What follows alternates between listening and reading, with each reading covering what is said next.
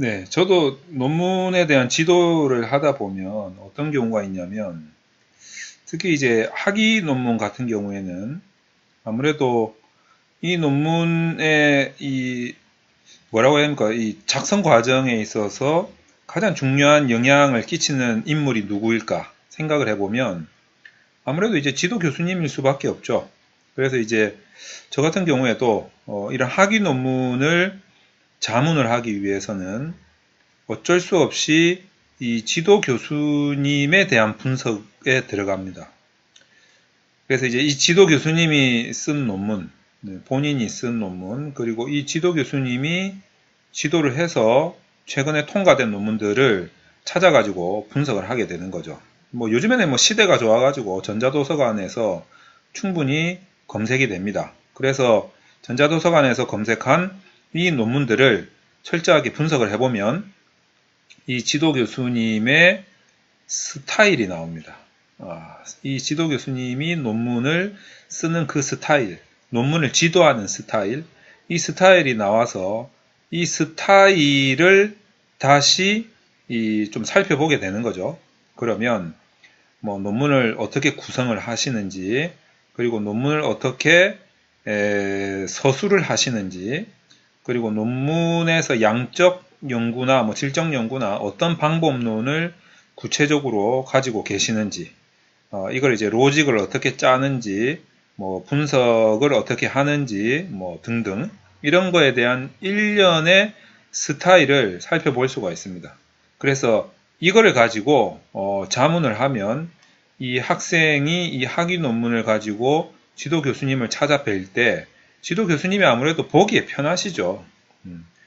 이게 논문이 이런 게 있습니다. 약간 그 형식적인 좀 측면이 있어가지고 굳이 이제 뭐 표현을 하자면, 말을 빌려와서 표현을 하자면, 보기 좋은 떡이 먹기에도 좋다.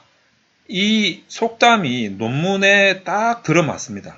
그래서 논문은 기본적으로 좀 이렇게 매뉴얼에 맞게 그 학교나 학과 또는 학회에서 요구하는 매뉴얼이 있어요. 그래서 그 매뉴얼에 좀 맞게 적어가면서도 어떤 폰트나 또는 글자 크기나 또는 뭐라고 해야 됩니까? 뭐 여백이라든지 뭐 들여쓰기 등등등 이런 거에 대해서 가급적이면 좀 보기 싫지 않게 좀 맞춰가지고 통일성 있게 이렇게 딱 형식적으로 아주 좀 보기 좋게 적어가는 게 굉장히 중요합니다. 그 다음에 자 이게 1번이죠. 이게 1번이고 2번이 뭐냐면 이 교수님의 스타일에 맞춰가는 게 또 중요합니다. 그래서 이 스타일은 이제 이런 부분들을 다 맞춰간다는 거죠. 그래서 이 매뉴얼에 맞고 스타일에 맞춰서 교수님한테 들고 가는 게 사실은 기본입니다. 그렇게 해서 교수님이 일단 보기에 불편하지 않게 만들어 드려야 이게 먹기에도 좋다고 교수님이 받아 먹기 되게 좋은 거죠. 그래서 이거는 어떻게 보면 기본이라고 할 수 있습니다.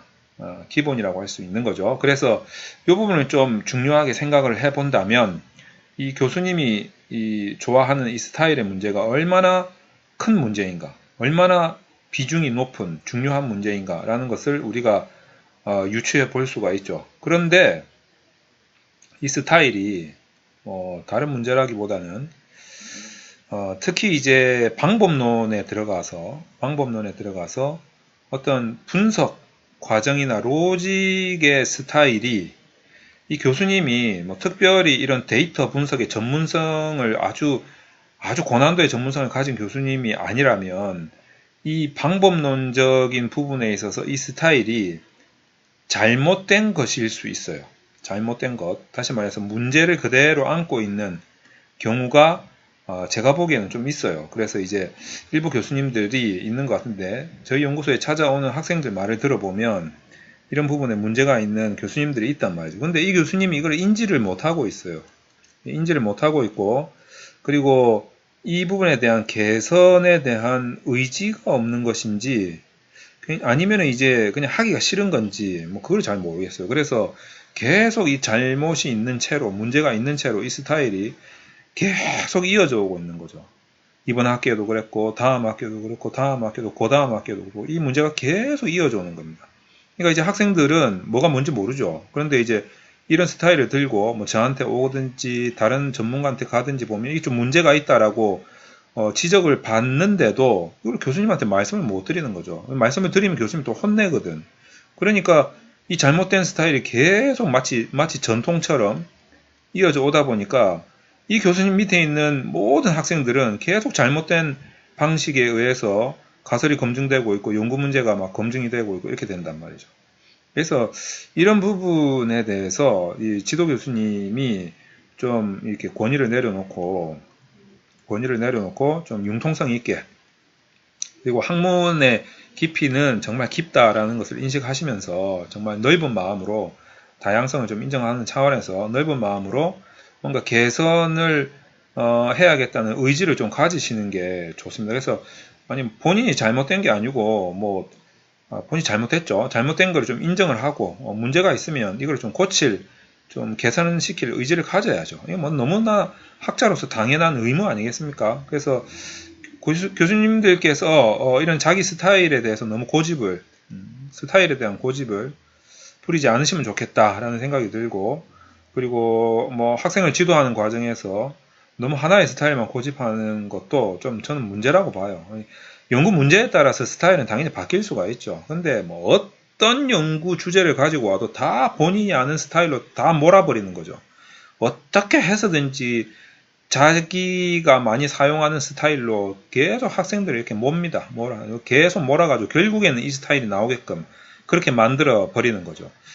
그거는 좀 아닌 것 같아요. 주제에 따라서 스타일을 맞춰야지. 자기 스타일의 주제를 맞춘다는 건 이건 저는 이해를 할 수가 없어요. 그래서 이런 부분에 대해서는 교수님들이 좀 논문 지도 과정에서 좀 다양성을 좀 가지시면 좋겠다라는 생각이 듭니다. 그래서 뭐 그런 학생들이 이제 앞으로도 많이 올 텐데 올 때마다 제가 뭐 안타까운 마음이 들어서 오늘 이렇게 말씀을 드리고자 합니다.